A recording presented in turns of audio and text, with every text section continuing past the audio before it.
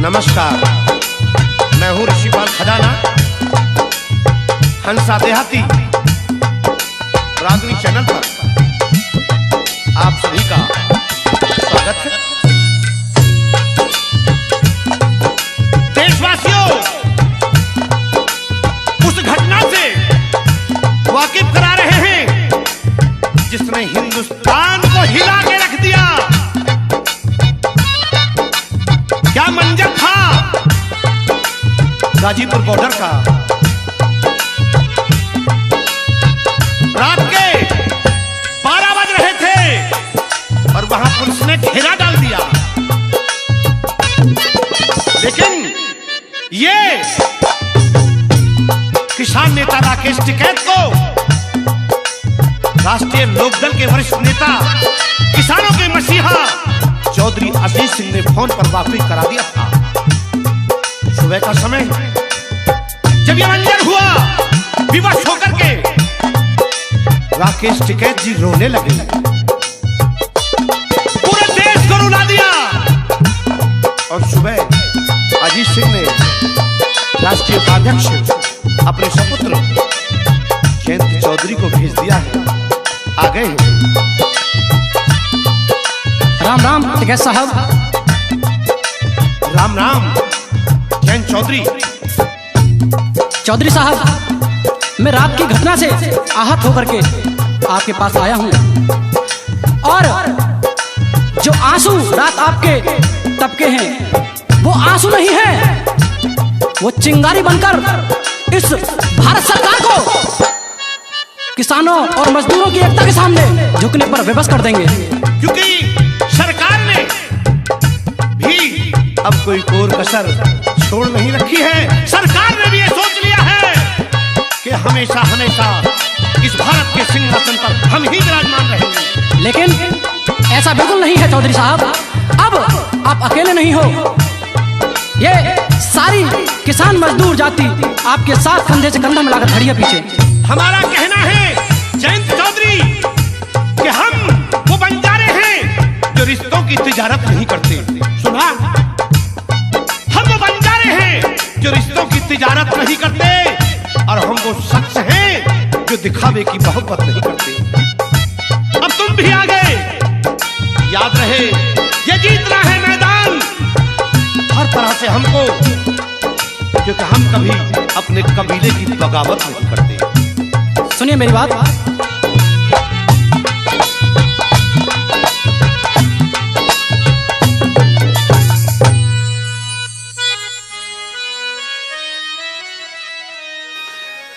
भेजा श्री अजीत सिंह ने।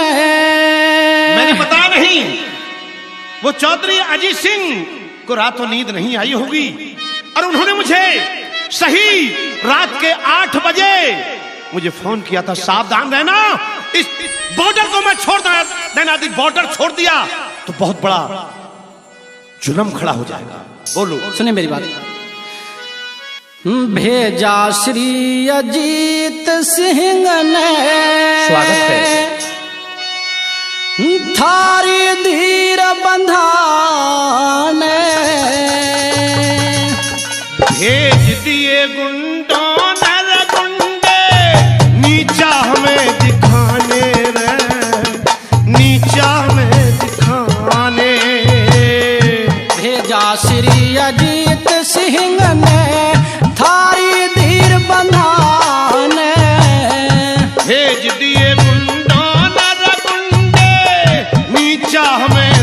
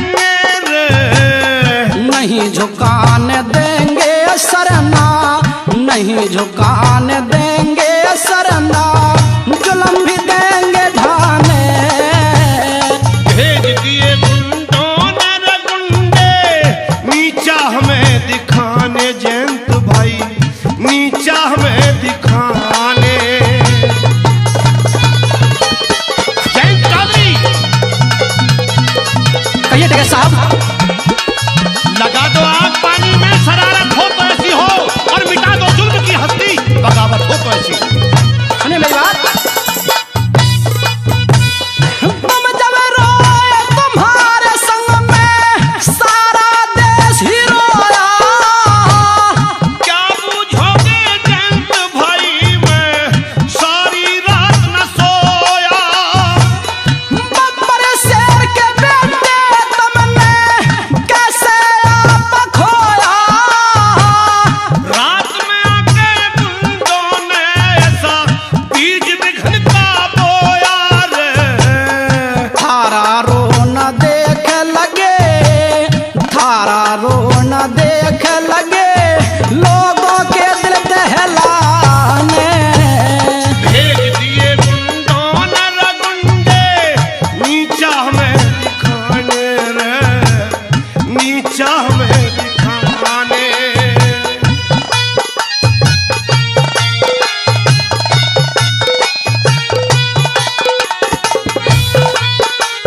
टिकैत साहब, आपके पीछे हम अपनी जान की बाजी भी लगा देंगे। सुनिए, हम अपने आकाश से नीचे जाने से तो रहे, बिल्कुल सत्य बात क्योंकि है। शेर कितने ही भूखे क्यों ना हो, घास खाने से तो रहे। हमारी एकता पर तुम्हें भरोसा तो करना ही पड़ेगा, क्योंकि ये किसान अपना सीना चीर कर दिखाने से तो रहे।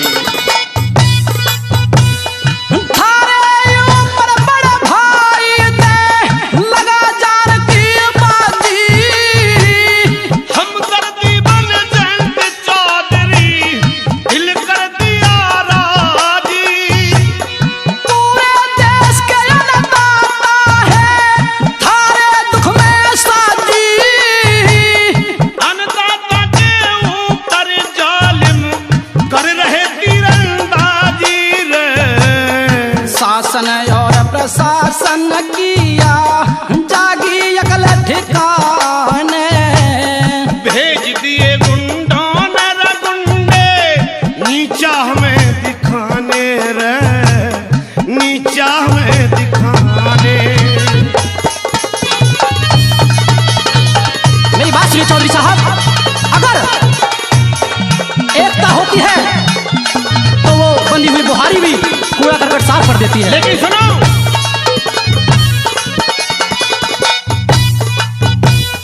कूड़ा करकट साफ करा करती है बंदी बुहारी। काश्तकार 70% भारी तादाद हमारी। ताकत बड़ी एकता में सरकार जानती सारी। हमने ही जितवाया रैल की, अकल गई है मारी। फिकर कर मत रे, फिकर करो मत ऋषि पाल के गाने हो मन माने। भेज दिए गुंडों ने रगुंडे, नीचा हमें दिखाने रे, नीचा हमें दिखाने। भेजा श्री अजीत सिंह ने मन थारी धीर बंधाने। भेज दिए गुंडों ने रगुंडे, नीचा हमें दिखाने। जयंत भाई, नीचा हमें दिखाने। आइए श्रोताओं, आप सभी के सामने एक रागनी और बता दिया। वैसे तो सभी कौम ने इस देश के लिए, एक राष्ट्र के लिए अपना सब कुछ समर्पित किया जब जाकर के हमारे राष्ट्र को आजादी मिली। लेकिन गर्व होता है जब हम इस भारत देश के वासी होने के साथ साथ जब कोई कहता है फक्र के साथ कि हाँ मैं जाट हूँ। हमारे जाटों का इतिहास कवि ने इस रागनी में संजोने की कोशिश की। सुनिएगा कैसे कैसे जाट योद्धा हमारे इस भारत देश में हुए हैं। बाकी वाला इस रागनी में सुनिएगा क्या बता दिया।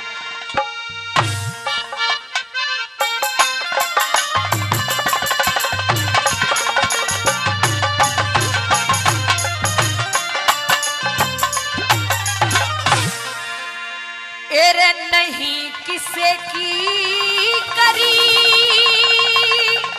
गुलामी,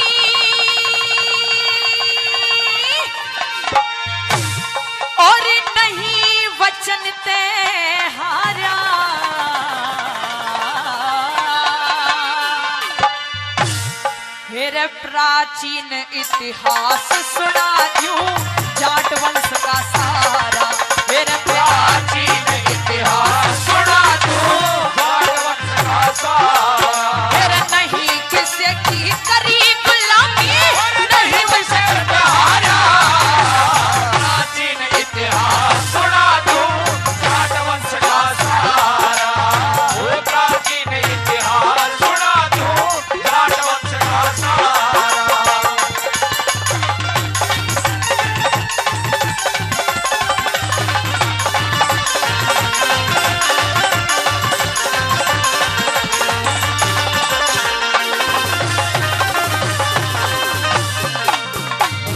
पहली कली में बता दिया जाट हुए थे राजा सूरजमल जी, जिन्होंने क्या क्या जलवे बखेरे थे। सुनेगा पहली बात में क्या बता दिया, क्या बात है?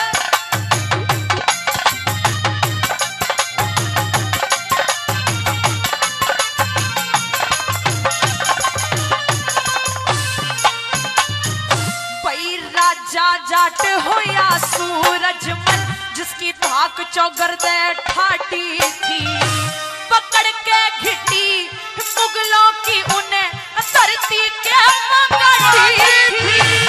पटियाले के महाराजा ने दुश्मन की अकड़ काटी थी, फिर अंग्रेज जाते नहीं डरा, उनकी ईंट दे ईंट बचाती थी। फिर मित्र बढ़ के पैर काट के, मित्र बढ़ के पैर काट के, कई धोखा दे जा प्यारा, ये प्राचीन इतिहास सुना दूं जाट वंश का सारा, प्राचीन इतिहास सुना दूं जाट वंश का सारा।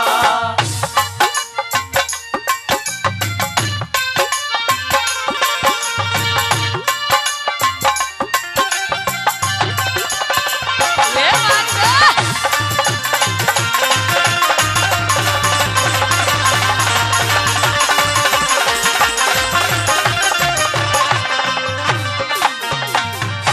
जाट के बेटे हुए एक ऐसा शेर, जिसने शेर की आंखों में आंख डाल के शेर के अंदर भी खौफ पैदा कर दिया। वो था जाट का बेटा कौन? सुनिएगा दूसरी बात के अंदर क्या बता दिया,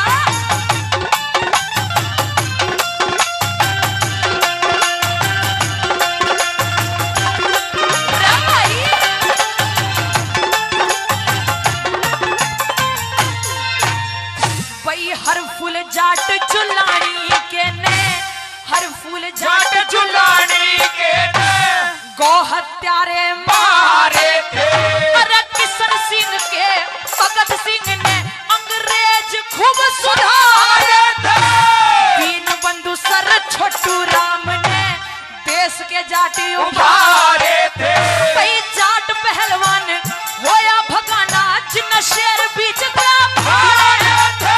कई तारा सिंह हुआ जाट का बेटा, तारा सिंह हुआ जाट का बेटा, हिंद की आख्या का तारा, प्राचीन इतिहास सुना दूं जाट वंश का सारा, प्राचीन इतिहास सुना दूं जाट वंश का सारा।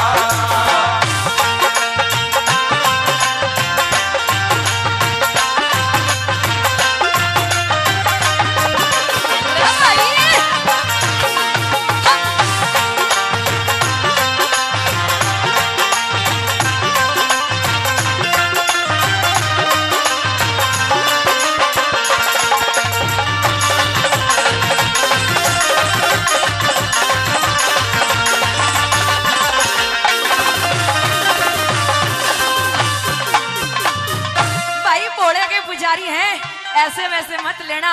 पहले जमाने में कहते थे 16 दूनी 8 = जाट, लेकिन आज चेंज हो गया भाई, 16 दूनी 8 नहीं, 16 दूनी 60 = जाट। सुनिएगा तीसरी बात के अंदर क्या बता दिया,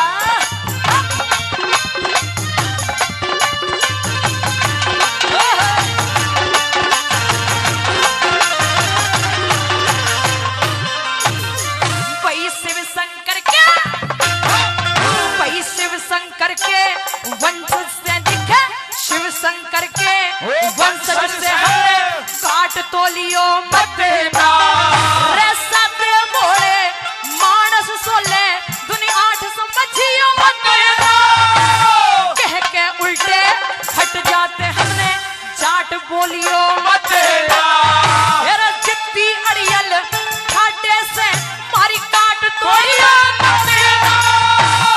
ही तोड़ के करे गुजारा अरे मेहनत करम हमारा सुना दो जाट वंश का सहारा सुना दो जाट वंश का सहारा।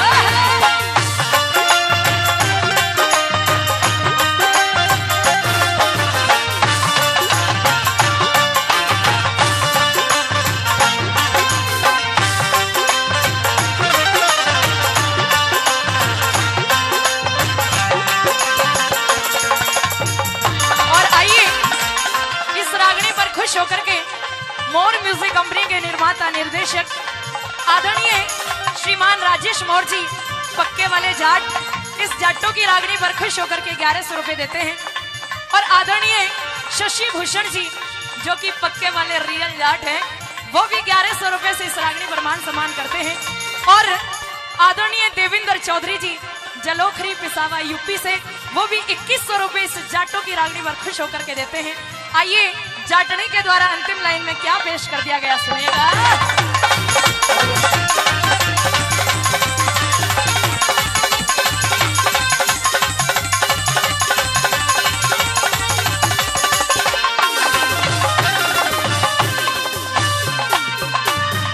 वही जाट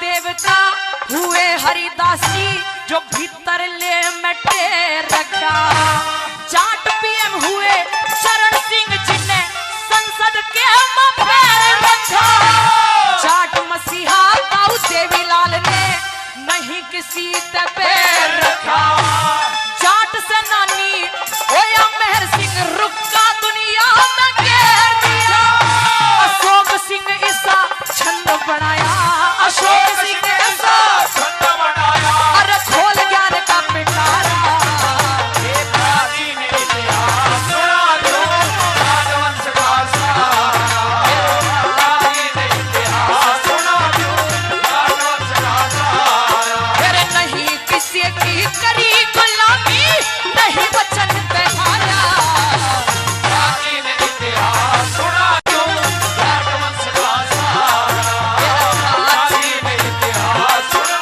दो राजवंश का सहारा। बहुत बहुत धन्यवाद। आइए श्रोताओं, हमारे भारत देश की आज भी एक बड़ी आबादी गांव में रहती है और उनकी आजीविका चलाने का संसाधन है खेती। लेकिन आज ये काले कानून जिनसे किसानों के ऊपर बहुत अत्याचार हो रहा है, लेकिन एक ऐसा शेर जो टिका नहीं और अड़ के खड़ा रहा, उन कानूनों के खिलाफ आवाज उठाने के लिए आइए इस किसान आंदोलन को समर्थन दीजिए और किसानों का सहयोग कीजिए। आइए सुनिएगा रागनी के द्वारा क्या बता दिया।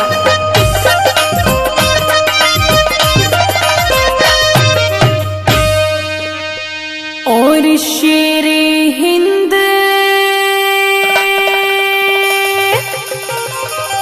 टिकेत कहूँ या रक्षक धरती माता का, और बचा लिया सम्मान शेर तने भारत में अन्नदाता का, भारत में अन्नदाता का। शेरे हिंद टिकैत कहूँ या रक्षक धरती माता का, बचा लिया सम्मान शेर तने भारत में अन्नदाता का, भारत में अन्नदाता का।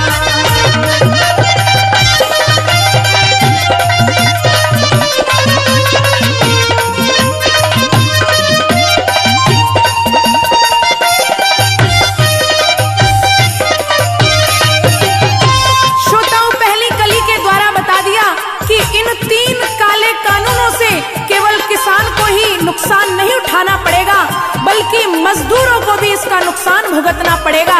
इसीलिए अपनी आवाज को बुलंद करिए और आवाज उठाइए ताकि ये 3 काले कानून रद्द किए जा सके। सुनिएगा पहली लाइन में,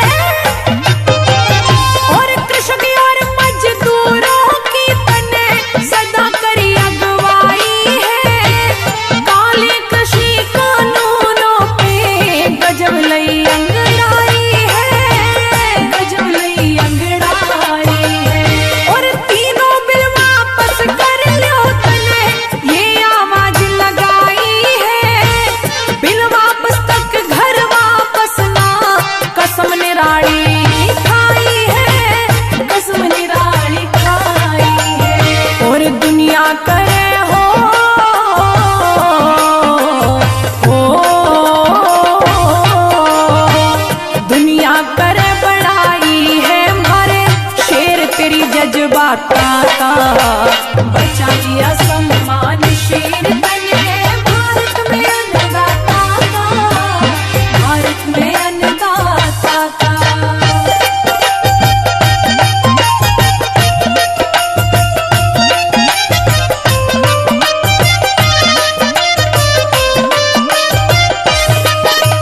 श्रोताओं, दूसरी बात के द्वारा बता दिया कि किसान इस देश का अन्नदाता है और सरकारों को भी सोचना चाहिए कि आज अन्नदाता पिछले 2 महीने से संघर्ष कर रहा है और इतनी कड़ाके की सर्दी में सड़कों पर बैठा हुआ है। सुनिएगा दूसरी कली के द्वारा क्या लिख दिया,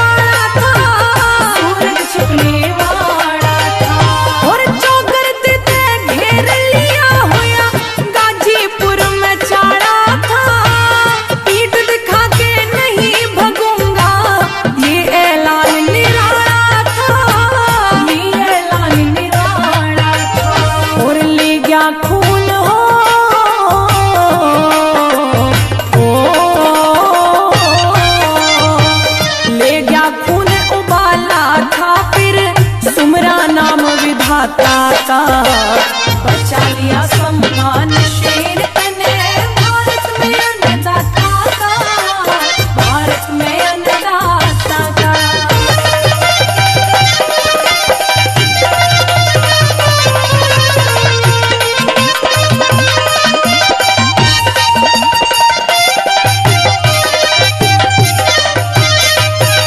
तीसरी बात मैं बता दिया श्रोताओं, गाजीपुर बॉर्डर पर वो अकेला शेर, जिस समय उसकी आंखें थोड़ी नम हुई वो इसलिए कि आज किसानों के ऊपर अत्याचार हो रहा है, लेकिन जिस समय आंखों से वो समंदर बह गया उसी समय पूरे देश का किसान इकट्ठा हुआ और सड़कों पर आ गया। सुनिएगा तीसरी कली के द्वारा क्या लिख दिया,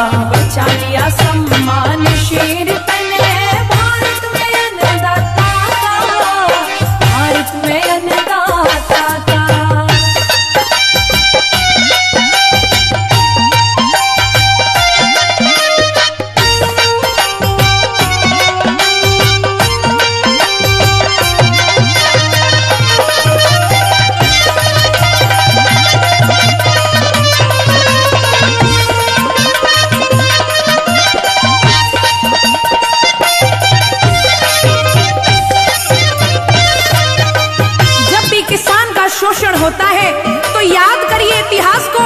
बाबा टिकैत हो या चौधरी चरण सिंह जी या फिर पथिक विजय सिंह जी या फिर धन सिंह जी या फिर भगत सिंह जैसा शेर हो, जब जब देश में किसानों की बात हो, जवानों की बात हो, अत्याचार हुआ है तो जवानों ने और किसानों ने अपनी हक की लड़ाई लड़ी है। सुनिएगा अंतिम लाइनों में क्या लिख दिया।